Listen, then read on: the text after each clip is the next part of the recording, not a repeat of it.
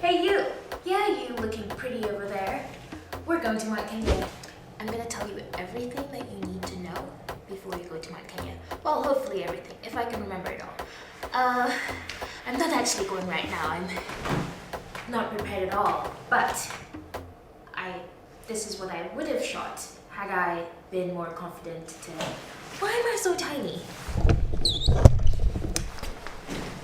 There we are. This is what I would have shot had I been prepared or more confident back then. So if you're going to Mount Kenya, you're probably going to be climbing Lenana Peak, which sits at 4,985 meters, if I remember that correctly. So in order to go all the way up there, you need to prepare yourself.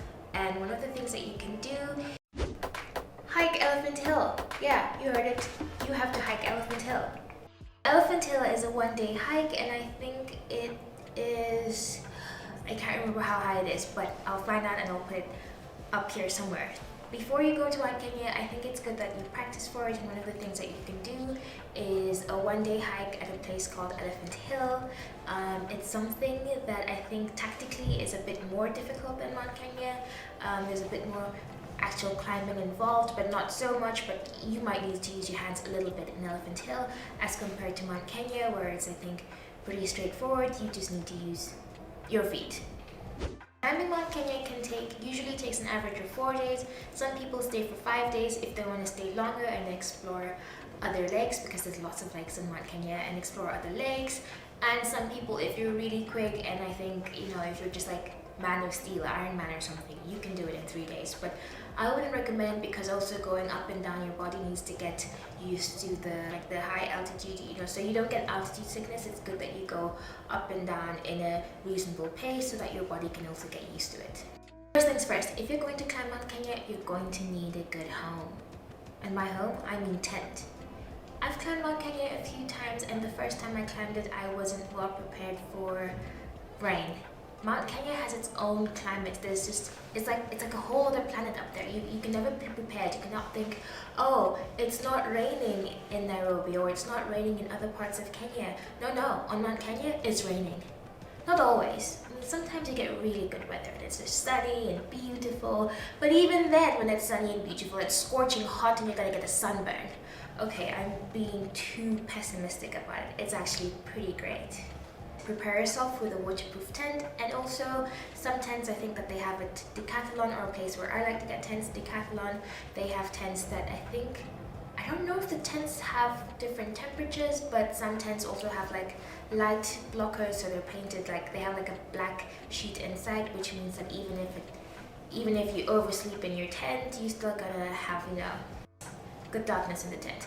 But yeah, so I would recommend, if you're one person, get the 2 people tent, because you also need space to put your bags. And if you're 2 people, get the 3 people tent, because again, you need space to put your bags. Okay, so first you'll need a thermal base. The thermal base is essentially something that's it's like a very warm fabric, but it's also thin. It looks like sports clothes, but it's not sports clothes. I'll show you a video of what it looks like before. And this sort of garment is something that when it absorbs sweat, you don't feel the coldness of the wetness from the sweat. I don't know if that makes sense, but it's like a breathable material that also helps you stay warm, but it also like insulates your body within itself, and also doesn't make you feel cold when you're sweaty, because obviously you're gonna get sweaty while you're climbing the mountain. And a good brand to get that I've seen has good base layers is, for example, Under Armour or Nike, but make sure to find something that says, I think for Under Armour it says Cold Fit, and for Nike it says Dry Fit. Okay, so the second thing that you need from Mount Kenya is either a t-shirt or a polyester shirt.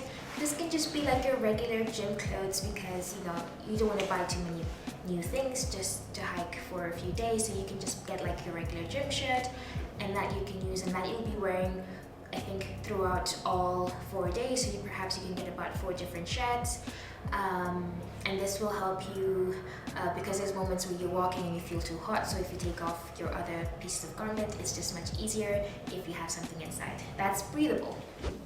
A regular shirt. So yeah, so this is just a regular sports shirt, so you can wear this sort of shirt just on the first day, because on the first day you're still at the lower level, so it's quite warm on that day. Dry pants. So this is just almost like like dry pants that you can wear on top of your regular trousers or your regular leggings that you're going to use for hiking. This pair of trousers is essentially something that's a bit waterproof because sometimes it does rain on the mountains, so you don't want to get your inner clothes wet. So make sure to carry at least maybe 2 pairs of shells for your bottom half. So I, for example, got these really fun, funky pants that have stripes. So these are sort of like waterproof pants, and they have like this very quick drying material, so it means that if this gets wet, because again the weather on the mountain does change, these are going to dry really quickly as you walk. Something else that you'll need, which you're going to wear underneath the shell, is something called a fleece jacket. This is the sort of material that looks like this. I hope you can probably see it. So it's like a very warm material, and this is something that you wear to keep you warm on top of the thermal base. So you'll wear this on top of the thermal base, and this can really keep you warm because sometimes it gets cold. Not sometimes, it does get cold. It does get cold the higher you go. And a good brand that I found that also makes really good fleece jackets is this called Jack Wolfskin. This I also thrifted for about 50 shillings. So yes, but it was really helpful. So I think Jack Wolfskin makes clothes specifically for outdoors. And the fleece jacket essentially is something that's like very, I think it's made almost of wool, and it's something that keeps you very warm. And you can have this especially for the day when you're going to the summit or the night of the summit. It's really good to have on this fleece jacket because it gets really cold up there. So this is something that you wear on top of what you have underneath. So you will have the first base layer, you have that underneath, and that like regulates your heat already, and then also it helps your body not have too much moisture on it.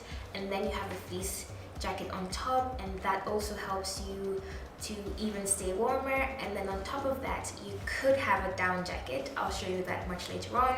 And then on top of that, something that you're gonna have to wear during the hike most of the time is something like this, which is a windbreaker, and it's also waterproof and rainproof.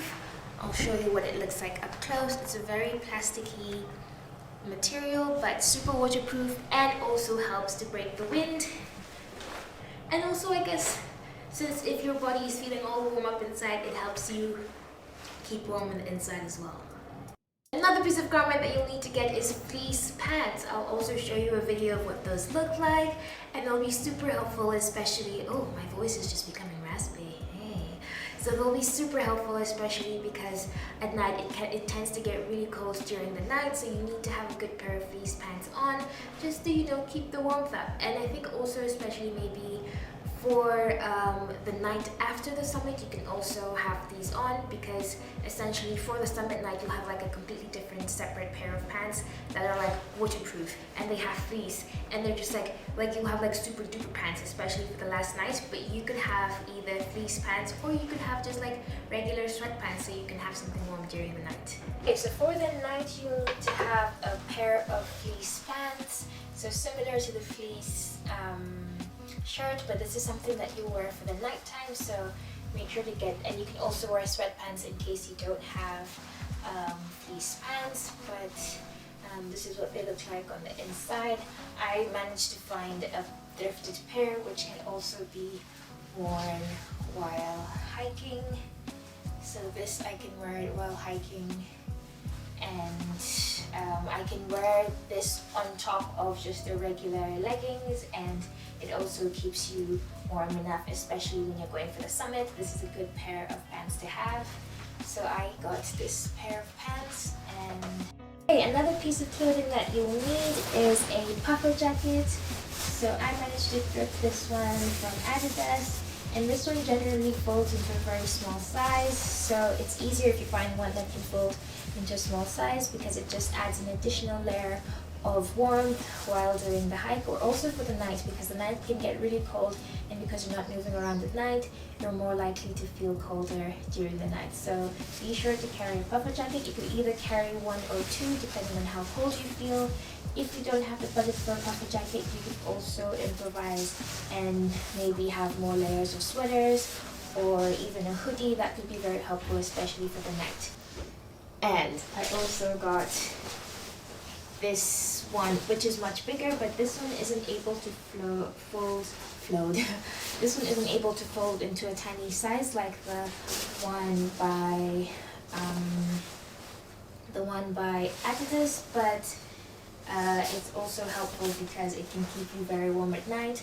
And this jacket I think I thrifted for about 100 or 150 shillings, so you can definitely find these thrifted. I think in store they're probably way more expensive, but it really folds into a very tiny size. I think it was supposed to initially have ropes, but it doesn't have ropes.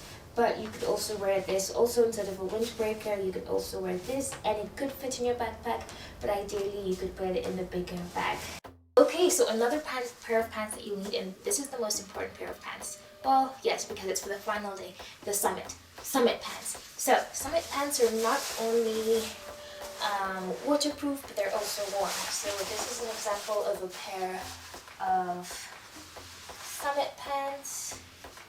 So they have, I think they have like these lines here just to make it easy for climbing, and they also have pairs of lots of pockets. And so summit pants are warm and have the fleece material on the inside, but they're also waterproof on the outside, and this makes it really easy, especially because sometimes there's snow at the top or it could rain. So this is a pair of pants that you definitely need to get.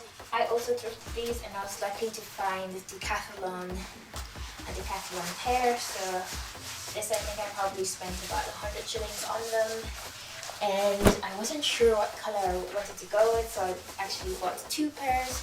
And I also got this other one, which is like this very fun purple. I think this more you can see what summit pants look like. Usually they have these lines here, I guess because you're climbing and it's easy for the bend on the knee while you're climbing, because I guess your knees are going So yeah, so material like this, which is quite waterproof, and this is by a brand I think called Mexican, though I haven't come across this brand before, but this was a great pair of summit pants. We're almost done. So in regards to clothing, those are the only pieces of clothing you need to carry. And now let's move over to accessories. Accessories to your clothing. So firstly, and I think which maybe not many people realize, is that you'll definitely need a pair of sunnies. And this is not to look chic on the mountain, this is because when you're up on the mountain it can get, because the sun is like, you could be walking towards the direction of the light, so the sun will just be like really direct into your eyes. And also sometimes at the top of the summit there could be snow, and so the snow can be very blinding. If you can get like professional skiing glasses or hiking glasses, that's even better, but if not, you can just have a regular pair of glasses, and at least you can be stylish at the top. Sunglasses. Yes, Vogue, summit. So another piece of garment that you need is a scarf.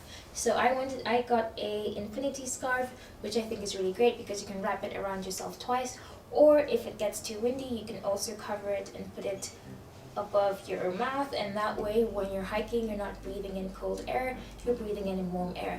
But more suitable for this is a, I don't know what they're called, it's almost like a balaclava, but you could also get a balaclava, and then this you just wear around your neck, and then when it gets too cold you put this around over your mouth and nose, and that means that you're breathing in warm air and you're not going to be affected by the cold. Another piece of garment which I think sometimes people overlook is a hat.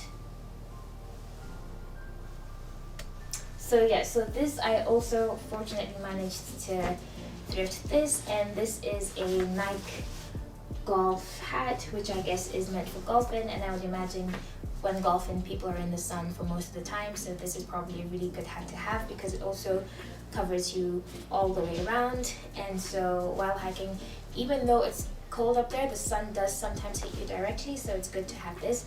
And sunscreen, lots and lots of sunscreen, and you have to keep putting on sunscreen ever so often, because if you don't, I'll put a picture of the side of what I looked like after Mount Kenya.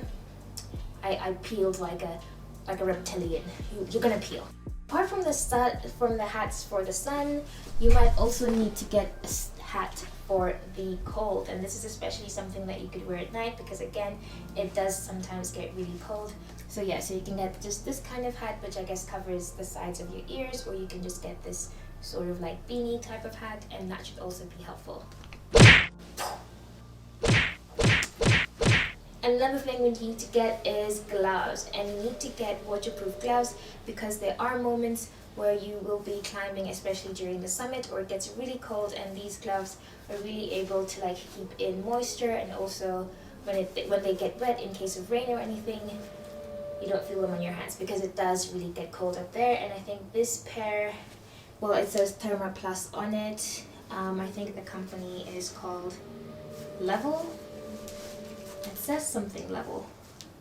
But yeah, so you have to get a pair of waterproof gloves, but you also need to get another pair of regular wool or fleece gloves because using this pair of gloves sometimes it's very difficult to, I guess if you want to hold your phone or hold your camera or do different things, this can also get a bit tricky. So also carry a pair of these just in case for like the moments where you feel like it's not raining or it's not too cold, you still want to have your hands warm. So also carry a pair of just regular woolen gloves.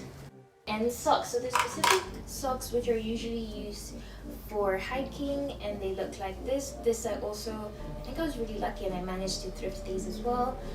I think the way that they build these socks, they're supposed to be tied in a certain way. You'll just know when you see them. They usually have a very like interesting pattern on them, and they're usually tight in certain places of.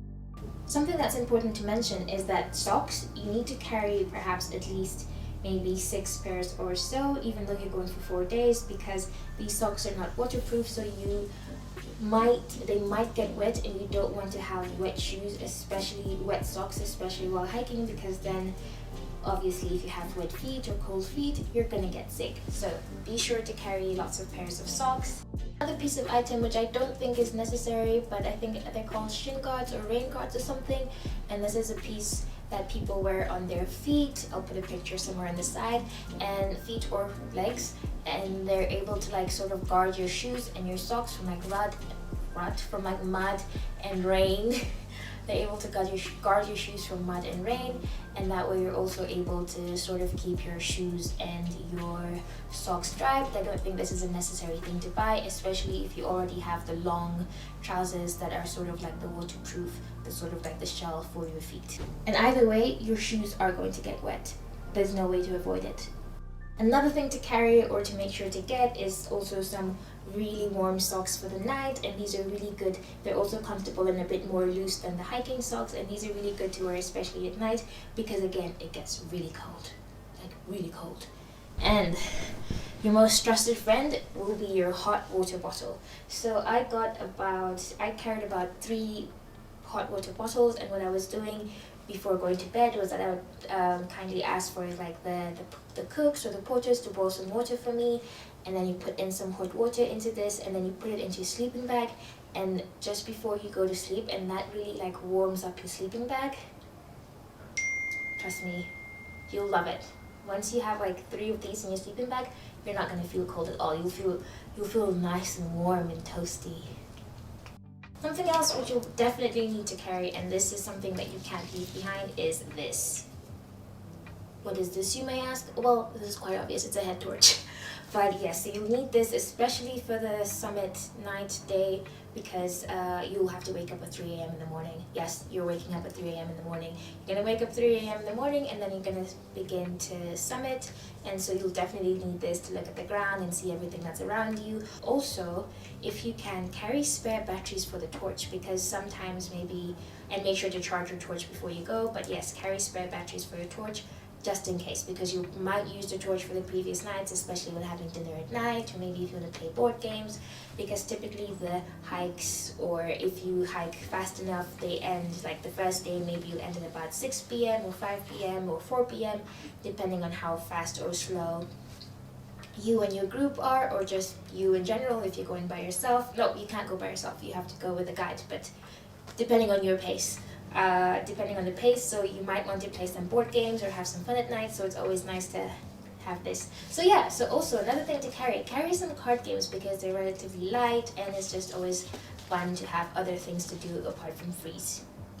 Another thing that you need to have, which is quite, I think, obvious, but yeah, I'll just mention it just in case. Get a waterproof pair of hiking boots. That's something I did not thrift. I got a pair of hiking boots from Decathlon, but I think there are other companies as well selling hiking boots.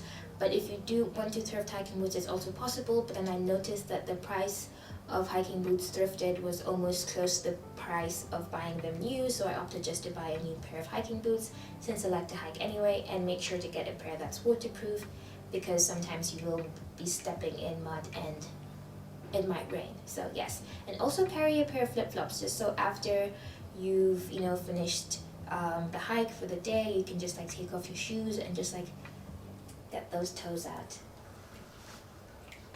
Another thing which you should carry if you can find are heating pads. So this is especially good for like putting into your shoes, and the way that they work is that you put it in hot water and then you break it, and then it just becomes like really warm, and it's like really nice, especially if your hands or your feet get cold. So if you can get some heating pads, get your hands on a pair.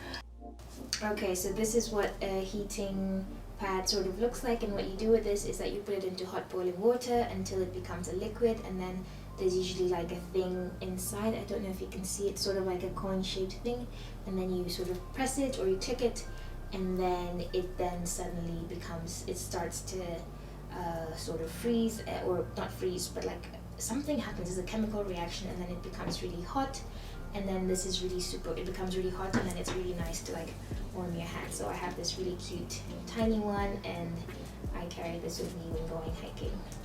Okay, so for the sleeping bag, if you're getting a sleeping bag, be sure to get one that is at least 0 degrees, because it does really get really cold up on the mountains. So get a sleeping bag that's at least 0 degrees. They're usually much larger or much bigger, but you don't want to freeze. That's like the worst time you can have is if you freeze. So make sure to get a really good sleeping bag. I'll put I think I got one from Howie. I'll put a picture of it somewhere on this corner. Another thing which some people get is like a silver metal, I don't know what it's called, but it's like a silver metal thing. I'll put a picture of it on the side, and apparently what it does is that it's sort of like, it acts as like a conductor so that you don't feel too cold from the ground. But then also you also need to have a sleeping mat as well, which you can have the sleeping mat and then have the conductor, and then you can put your sleeping bag on top, or the other way around, but the sort of conductor is supposed to help you not feel cold, but that's an optional thing which you don't necessarily need, especially if you already have 3 hot water bottles in your sleeping bag. Another thing that you should carry is one of these things, and this is like a hydration pack, or you can also opt to just have a bottle of water, but it's easier to have these because this you have in your day bag, and then this pipe sort of comes through the hole of your backpack, and you can just like quickly drink water from the side, and it just becomes super convenient to hydrate because you will always need to have water with you. For the bags, you need to have 2 bags. One bag will be the really big bag where you put all of your clothes, and this is something that's usually, I think, about 60 liters. So this is a 60-liter bag, and this should be able to fit everything you have, and including some of your toiletries. And something else that I also like to carry, which I didn't mention, is a towel. There's no showers up there, but then if you're feeling brave, you could try sort of do like a dry shower of sorts, and so you might need your towel. And another thing to have, of course, is the backpack. I have a really big backpack, but you should probably try to get one smaller because I was carrying a lot of my camera gear with me as I was hiking during the day. And yes, it has the hole over here, which is what you use to pass the hydration pack back.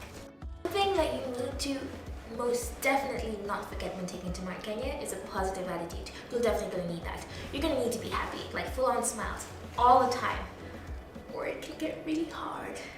But yes, if you like that video, don't forget to like and subscribe, and you'll leave a comment below if you have any questions or if you need any guidance. I'm going to try and leave as much information as possible down below, showing you the different websites where you can buy certain things. There are also certain shops that sell second-hand clothing. But if you're feeling wild like me and you just like to go on an adventure, you can go to Kikomba Market or Tour Market, and you can get yourself a good hoodie. just like this one, waterproof, rainproof, and get in a color that you like. I think if you're gonna spend lots of money, you should definitely be able to get yourself something that you like. Bye!